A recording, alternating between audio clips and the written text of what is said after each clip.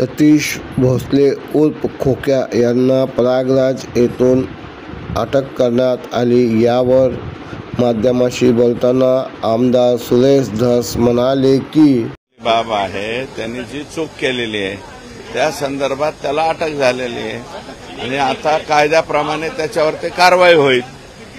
नाही, मी कोणत्या पोलिसला कधी फोन लावत नाही।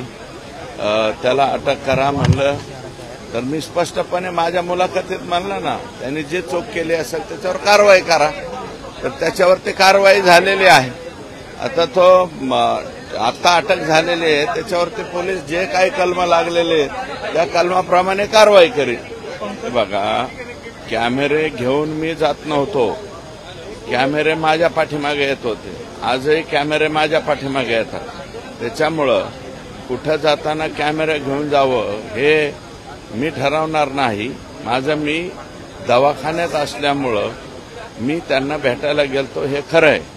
आणि दुसरी गोष्ट अशी आहे की त्यांनी आणखी एक बाब म्हणली की हे प्रकरण तेव्हा का ठेवलं, माझा पक्ष आणि माझा संबंध नसताना।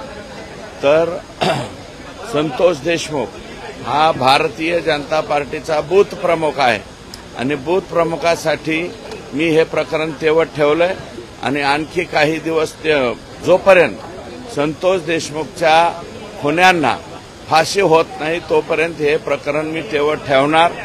तुम्ही किंवा ते मी आणि माझा पक्ष, मग आम्ही कोणत्या पक्षाचे? आम्ही भारतीय जनता पार्टी गांधर्व विवाहामध्ये आहेत का? भारतीय जनता पार्टीतच आहेत ना। विधानसभेला सुद्धा त्यांचं एकच सीट